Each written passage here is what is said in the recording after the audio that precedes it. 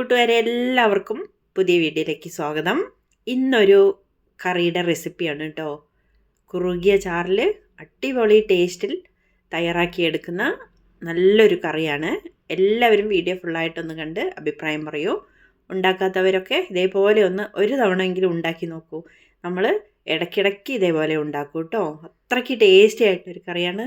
തേങ്ങയൊന്നും വേണ്ട, കുറഞ്ഞ ചേരുവകൾ മതി. സിമ്പിളായിട്ട് നമുക്ക് തയ്യാറാക്കിയെടുക്കാം. അതിനായിട്ട് വേണ്ടത് വഴുതനങ്ങ, ചെറിയ വഴുതനങ്ങയാണ്.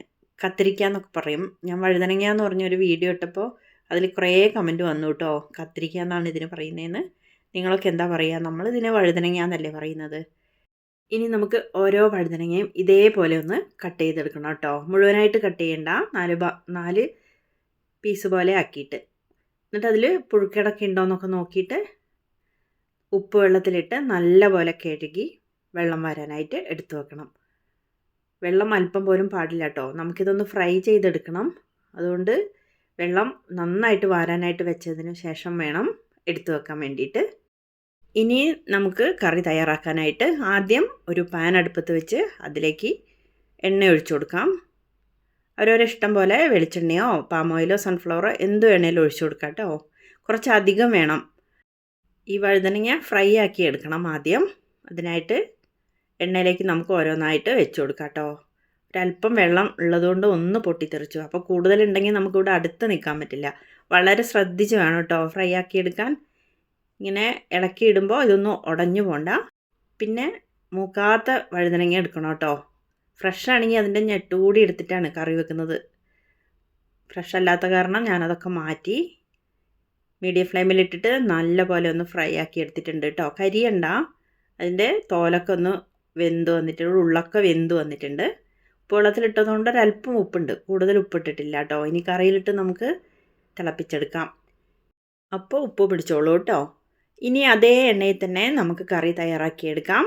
ആദ്യം കുറച്ച് കടുകിട്ട് പൊട്ടി വരുമ്പോൾ കുറച്ച് ഉലുവ ചേർത്ത് കൊടുക്കണം. കൂടുതൽ വേണ്ട കേട്ടോ. അതെല്ലാം പൊട്ടിയൊന്ന് വരട്ടെ. ഇതിന് ശേഷം നമുക്ക് കുറച്ച് വെളുത്തുള്ളി അല്ലി ഒരു 10-15 എടുക്കാം കേട്ടോ.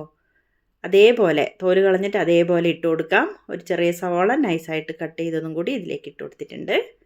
എന്നിട്ട് നമുക്കിത് നന്നായിട്ടൊന്ന് വഴറ്റിയെടുക്കണം കേട്ടോ.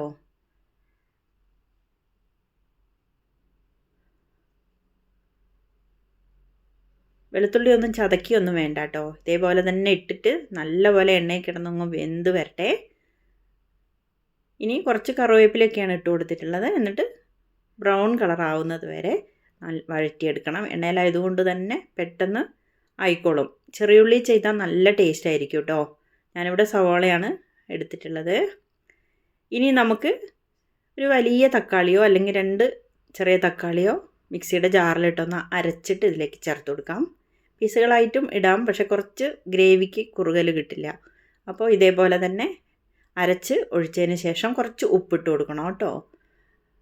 ഉപ്പും കൂടി ചേർത്ത് നമുക്കിതൊന്ന് വഴറ്റി അതിലെ വെള്ളത്തിൻ്റെ മയമൊക്കെ ഒന്ന് മാറി, കണ്ടില്ലേ, എണ്ണയിലൊന്ന് തെളിഞ്ഞ് വരട്ടെ. അതുവരെ നമുക്കിതൊന്ന് വഴറ്റിയെടുക്കണം. ഹൈ ഫ്ലെയിമിലോ മീഡിയം ഫ്ലെയിമിലോ കരിയാതെ ഇളക്കി കൊടുത്ത് ഇതേപോലെ വെള്ളത്തിൻ്റെ മയമൊക്കെ മാറിയിട്ടുണ്ട്. വെള്ളമെല്ലാം വറ്റി ഇതേപോലെ സെറ്റായി വന്നിട്ടുണ്ട്. ഉള്ളികളെല്ലാം വെന്തു, തക്കാളി ഗ്രേവി അതിലേക്ക് പിടിച്ചു. ഇനി നമുക്ക് മസാലപ്പൊടികൾ ചേർത്ത് കൊടുക്കണം. ആദ്യം 1 സ്പൂൺ ജീരകത്തിൻ്റെ പൊടിയാണ് ചേർത്ത് കൊടുത്തത്. പിന്നെ ഒരല്പം മുളക് പൊടി എരിവിന് നോക്കിയിട്ട് ചേർത്ത് കൊടുക്കാം കേട്ടോ. പിന്നെ കുറച്ച് മഞ്ഞൾപ്പൊടിയും കൂടി ചേർത്തു. പിന്നെ വേണ്ടത് മെയിനായിട്ട് സാമ്പാർ പൊടിയാണ് വേണ്ടത്. 2 വലിയ സ്പൂൺ സാമ്പാർ പൊടി ഇതിലേക്ക് ചേർത്ത് കൊടുത്തു. വേണമെങ്കിൽ ഒരല്പം മല്ലിപ്പൊടി ചേർത്ത് കൊടുക്കാം കേട്ടോ. ഞാൻ ചേർത്തിട്ടില്ല, സാമ്പാർ പൊടി തന്നെയാണ് ചേർത്തത്. എന്നിട്ട് നല്ലപോലെ ഒന്ന് മൂപ്പിച്ചെടുക്കാം. പച്ചമണം എല്ലാം പൊടിയുടെ ഒന്ന് മാറട്ടെ. സിമ്മിലിട്ടിട്ട് വേണം. കണ്ടില്ലേ, കുറച്ച് കളറൊക്കെ ചേഞ്ച് ആയിട്ട് വന്നു. മസാലയിലേക്ക് ഒന്ന് പിടിച്ചിട്ടുണ്ട്, എന്നാൽ പൊടി കരിഞ്ഞിട്ടുമില്ല. നല്ല ഫ്ലേവറൊക്കെ വരുന്നുണ്ട് കേട്ടോ. ഈ സമയം നമുക്കിതിലേക്ക് ഒരു ചെറുനാരങ്ങയുടെ വലുപ്പത്തിലുള്ള വാളംപുളി ഒന്ന് കുതിർത്തെടുത്ത് അതിൻ്റെ ജ്യൂസാണ് ഇതിലേക്ക് ഒഴിച്ചു കൊടുത്തിട്ടുള്ളത്. പുളിയൊക്കെ അവരവരിഷ്ടം പോലെ ചേർക്കാം, എന്നാലും അധികം വേണ്ട കേട്ടോ. പിന്നെ നമുക്കിതിലേക്ക് 1 കപ്പ് വെള്ളം കൂടി ചേർത്തിട്ട് പാകത്തിന് ഉപ്പും കൂടി ഇട്ട് കൊടുക്കണം. ഉപ്പിട്ടത് വീഡിയോയിൽ വന്നിട്ടില്ല, ഉപ്പ് നോക്കിയിട്ട് ഇട്ട് കൊടുക്കണം കേട്ടോ. ഇനി 2 3 പച്ചമുളക് ഇതേപോലെ ഇട്ട് കൊടുക്കാം. ഈ ഗ്രേവിയിൽ ഇങ്ങനെ കിടന്ന് വെന്ത് വരുമ്പം മുളക് നല്ല ടേസ്റ്റ് ആയിരിക്കും കേട്ടോ. നമുക്ക് ചോറിൻ്റെ കൂടെയൊക്കെ ഒന്ന് ഉടച്ച് ചേർക്കാം. അധികം എരിവുള്ളത് വേണ്ട. മുളക് പൊടി നമ്മളിതിലേക്ക് ചേർത്തിട്ടുണ്ടല്ലോ. നന്നായിട്ടൊന്ന് തിളച്ച് എണ്ണ തെളിഞ്ഞ് വരണം. കണ്ടില്ലേ, കുറച്ച് സമയം എടുത്തിട്ടാണ് കേട്ടോ അങ്ങനെ വന്നത്. ഗ്രേവിയൊക്കെ അവരവരുടെ ഇഷ്ടം പോലെ, കുറച്ചും കൂടി വെള്ളം വേണ്ടവർക്ക് ഒഴിച്ചു കൊടുക്കാം. എണ്ണയൊക്കെ തെളിഞ്ഞ് വന്ന സമയത്ത് നമ്മൾ വഴറ്റി വെച്ചിട്ടുള്ള വഴുതനങ്ങ ഇതിലേക്ക് ഇട്ട് കൊടുക്കാം. ഉടയാതെ ഇട്ട് കൊടുക്കണം കേട്ടോ. അപ്പോൾ കാണാനൊരു രസമാണ്. കഴിക്കുമ്പോൾ ഇങ്ങനെ എടുത്ത് ഉടച്ച് കഴിക്കുമ്പോൾ നല്ലൊരു ടേസ്റ്റുമാണ്. മസാലയിലേക്ക് ഇതൊക്കെ ഒന്ന് പിടിപ്പിച്ച് കൊടുക്കണം കേട്ടോ. ഞാൻ അല്പം കൂടി ചൂടുവെള്ളം ഒഴിച്ചു കൊടുത്തിട്ടുണ്ട്, അതും വീഡിയോയിൽ വന്നില്ല. നല്ലപോലെ ഒന്ന് ഇളക്കി ഇതിലേക്കൊക്കെ ഒന്ന് പിടിക്കട്ടെ. ഒരല്പം ശർക്കരപ്പൊടിയും കൂടി ഇട്ട് കഴിഞ്ഞാൽ നല്ല ടേസ്റ്റാണ് കേട്ടോ. ഞാനൊരു നുള്ളിട്ടിട്ടുണ്ട്, അതും വീഡിയോയിൽ വന്നിട്ടില്ല.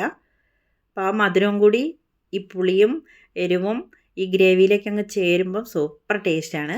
ഇനി നമുക്കിതൊന്ന് അടച്ച് വെച്ചിട്ടൊന്ന് തിളപ്പിച്ചെടുക്കണം കേട്ടോ. ഒരല്പം ശർക്കരപ്പൊടി ചേർത്താൽ മതി, കൂടുതൽ മധുരമൊന്നും വേണ്ട കേട്ടോ. നന്നായിട്ടൊന്ന് തിളച്ചു, എണ്ണ തെളിഞ്ഞു. ഈ വഴുതനങ്ങയിലേക്കൊക്കെ എല്ലാം പിടിച്ചിട്ടുണ്ട്. ഒന്നുകൂടി ഒന്ന് പിടിക്കാൻ വേണ്ടി വീണ്ടും ഞാനൊന്ന് അടച്ച് വെച്ചു. വീണ്ടും ഒന്ന് ഇളക്കി കൊടുത്തിട്ടുണ്ട് കേട്ടോ. ഒരല്പം കൂടി ചൂടുവെള്ളം ഒഴിച്ച് കൊടുത്തതും കൊണ്ട് ഗ്രേവി കുറച്ച് ലൂസായിട്ടുണ്ട്. ഇതിലും ലൂസായ ഗ്രേവി വേണമെന്നുള്ളവർക്ക് കുറച്ചും കൂടി ചൂടുവെള്ളം ഒഴിച്ചാൽ മതി. സൂപ്പർ കറി റെഡിയായി കേട്ടോ.